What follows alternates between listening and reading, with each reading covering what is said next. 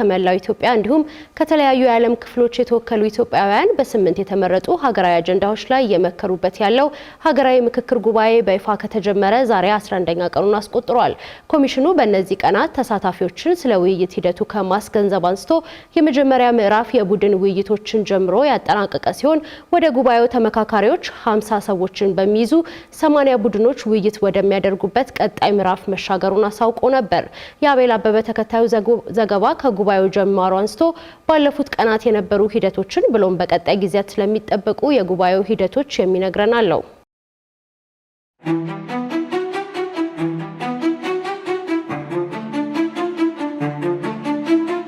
ኢትዮጵያ ሀገራዊ የምክክር ጉባኤን በይፋዊ መሰናዶ ያስጀመረችው ከ10 ቀናት በፊት እንደነበር ይታወሳል። የምክክሩ ጉባኤ ሐምሌ 8 ቀን 2018 ዓ.ም በይፋ ቢከፈትም የጉባኤው የመጀመሪያ የምክክር ምዕራፍ ግን የተጀመረው ከ6 ቀናት ቆይታ በኋላ ማለትም ሐምሌ 13 ላይ ነበር። በመክፈቻውና በምክክሩ መጀመሪያ መሃል የነበሩ ቀናትም ለተወያዮቹ በምክክሩ ስነ ዘዴ ላይ ገለጻ የተደረገባቸው ከቡድን ድልደላ ጋር የተያዙ ሌሎችም የሎጂስቲክ ጉዳዮችን ለማመቻቸት ሲሰራባቸው የቆዩ እንደሆነም ተነስቶ ነበር። የምክክሩ የመጀመሪያ ምዕራፍ በተጀመረበት ዕለተ ሰኞ ሐምሌ 13 ቀን 2018 ዓ.ም ተመካካሪዎች በቁጥር 80 ወደሚሆኑ 50 ቡድኖች ከተደራጁ በኋላ የዛኑ ቀን እነዚህ 80 ቡድኖች እያንዳንዳቸው 10 ሰዎችን ወደሚይዙ 400 ቡድኖች ተከፋፍለው ነበር ወደ ምክክሩ የተገባው። በኮሚሽኑ አደረጃጀት መሰረት በ8ቱ አጀንዳዎች ላይ የሚወያዩት እያንዳንዳቸው 500 ሰው የሚይዙ 8 ቡድኖች ናቸው። አንድ ቡድን እንዲወያይ የሚፈቀድለትም ከ8ቱ በአንዱ አጀንዳ ላይ ብቻ ነው። ስለዚህ 500 ሰው የያዘ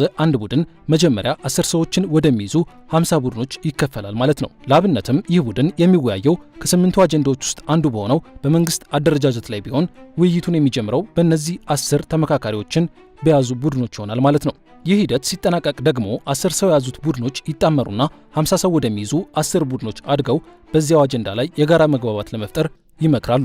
ውይይቱ ወደ ቀጣዩ ምዕራፍ ሲሻገር ደግሞ 50 ሰው የያዙት 10 ቡድኖች 250 ሰው ወደ ያዙ 2 ቡድኖች ተዋህደው በአጀንዳው ላይ የሚያስማማቸውን ሐሳብ ማደራጀት ይቀጥላሉ። ይህን እንዳጠናቀቁም እነዚህ 250 ሰው የያዙ ቡድኖች 500 ሰው ወደ ያዘ አንድ ቡድን ያድጉና ከታች ጀምሮ ሲመካከሩ በመጡበት አጀንዳ ላይ መፍትሄ ያመጣል ያሉትን የውሳኔ ምክር ሐሳብ ያዘጋጃሉ ማለት ነው። ኮሚሽኑ ከሐምሌ 13 እስከ 15 ድረስ ለ3 ቀናት በ8ቱ አጀንዳዎች ላይ ሲያካሂድ የቆየው ምክክርም በዚሁ ሂደት የተቃኘ ነበር። የእነዚህ ቡድኖች ቁጥር አንሶ ምክክሩ ከ10 እንዲጀምር የሆነበት ዋና ምክንያትም በሰዎች ብዛት ሳቢያ መነሳት ያለባቸው ሐሳቦች ታፍነው እንዳይቀሩ ሁሉም ተሳታፊ የወከለውን ማህበረሰብ ድምጽ በአግባቡ እንዲያሰማ እድል ለመፍጠር እንደሆነ ኮሚሽኑ ሲናገር ቆይቷል። ለ3 ቀናት የተካሄደው የመጀመሪያ ምክክር ምዕራፍ መጠናቀቁና ወደ ሌላ ምዕራፍ መሻገሩን ተከትሎ ያነጋገርናቸው ተመካካሪዎችም ስለ መጀመሪያው ምዕራፍ የቡድን ውይይት ያሉት ይህንኑ ነበር።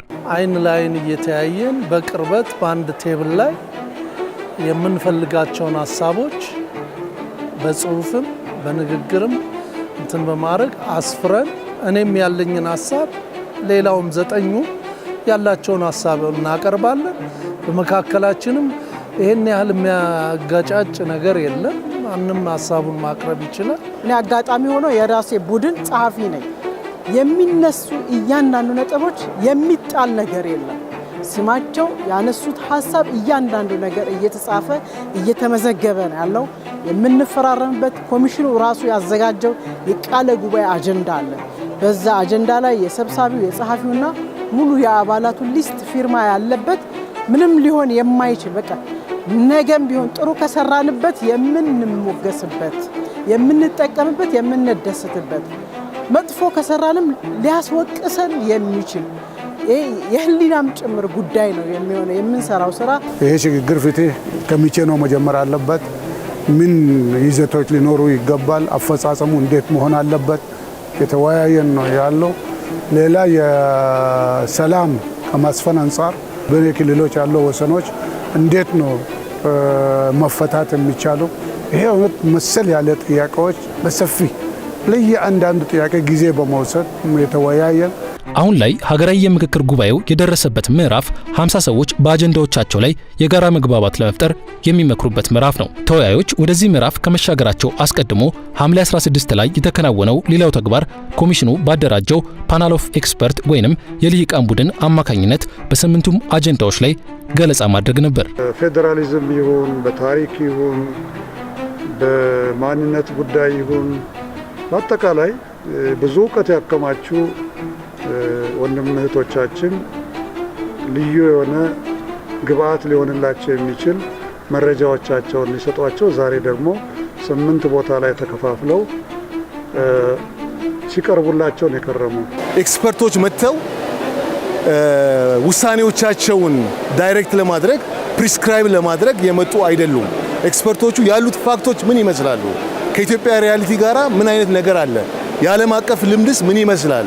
የሚሉትን ነገሮች ፋክቹዋል የሆኑትን ነገሮች አስቀምጠውላቸው ወደሚቀጥለው ምዕራፍ ሲሸጋገሩ ልማዶች እነዚህን ይመስላሉ፣ እኛስ እንዴት እናድርግ የሚል ጥያቄ እንዲጠይቅ የሚያደርጉ ናቸው። የምክክር ጉባኤው ከመጀመሩ አስቀድሞ ባሰናዳነው አንድ ዘገባ እንደነገርናችሁ በተመረጡት 8 አጀንዳዎች ላይ የሚወያዩ 8 ቡድኖች ከመግባባት ደረሱ የሚባለው ከተመካካሪዎቹ መካከል 75 በመቶዎቹ በቀረቡ ምክር ሐሳቦች ላይ ሲስማሙ ነው። በዚህ ልክ ከመግባባት ካልተደረሰ ግን የቀረበው የመግባቢያ ምክር ሐሳብ እንዲጸድቅ የልዩ ድምፅ አሰጣጥ የተባለ ሂደትን በመከተል 70 በመቶ ድምፅ ማግኘት ያስፈልገዋል። ከ8ቱም ቡድኖች በሚቀርቡ ምክር ሐሳቦች ላይ አለመግባባት የኖረ እንደው ቢያንስ 70 በመቶ ተመካካሪዎች ከመግባባት እንዲደርሱ የሀገር ሽማግሌዎችና ምሁራንን ያካተተው የስምምነት ግብረ ኃይል ጣልቃ እንደሚገባ የኮሚሽኑ የአሰራር መመሪያ ያሳያል። ከ3 በላይ ክልሎች በተወሰነው ውሳኔ ላይ ቅሬታ አለን ካሉ ደግሞ ከ12ቱም ክልሎችና ከሁለቱ ከተማ አስተዳደሮች እንዲሁም ከፌዴራል መንግስት 211 አባላትን ይዞ ይዋቀራል የተባለው የክልል ጉባኤ ጉዳዩን የሚመለከትበት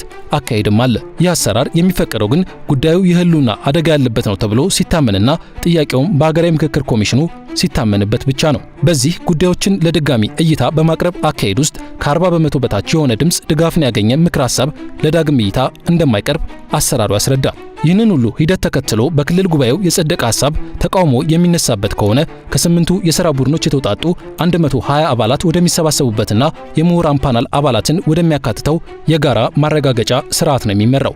ይህ ስብስብም ሐሳቦቹን ለመግባባት በቀረበ መልኩ አጣጥሞ ወደ ክልል ጉባኤው እንዲልክ የሚጠበቅበት ነው። እንግዲህ አሁን ገና በጅማሬው ምዕራፍ ላይ ያለው የምክክር ጉባኤ በአጠቃላይ በ8ቱም ተመካካሪ ቡድኖች ውስጥ ላሉ አጀንዳዎች ምክር ሐሳብ አፍልቆ ከመግባባት ይደርሳል ተብሎ የሚጠበቀው እንዲህ ባለ ዝርዝር ሂደት ውስጥ ካለፈ ወዲያ እንደሚሆን ነው የተነገረው። እንደ ኮሚሽኑ አሰራር አንድ አጀንዳ ከዚህ ሁሉ ሂደት አልፎ ወደ ህዝበ ውሳኔ ወይንም ሪፈረንደም ሊመራ የሚችለው አንድም ሁሉንም የውሳኔ ሂደት አልፎ የመጣ የውሳኔ ምክር ሐሳብ በምልዓተ ጉባኤው ተቃውሞ ሲገጥመው አሊያም ደግሞ ተመካካሪዎች በምክክሩ ላይ ውሳኔ ያላገኙ ጉዳዮች በህዝበ ውሳኔ እንዲቋጩ ከጠየቁ ብቻ ይሆናል። ይህንን ከ35 ቀናት በላይ ሊፈጅ የሚችል የምክክር ጉዞ ጀምረው 10ኛ ቀን ላይ የደረሱት ተሳታፊዎችም ከስካሁኑ አካሄድ በመነሳት ስለ መደምደሚያው ያላቸውን ተስፋ የሚገልጹት በዚህ መንገድ ነው። ለመንግስትም የሚተገብራቸው አሉ፣ እንደ ማህበረሰብም ምን ተገብራቸው አማራጮች ይቀርባሉ እና ከአንድ 10ኛው እንኳን በተወሰነ ደረጃ ቢፈታ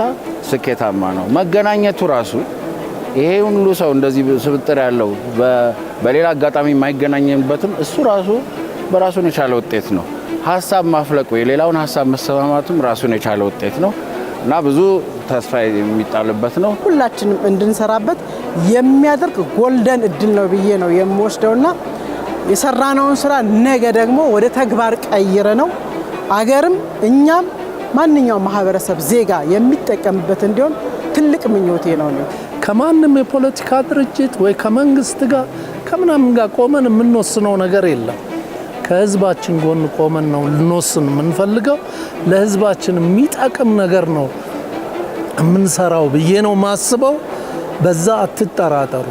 አሳክተን አንድ ላይ ሰለብሬት እናደርጋለን።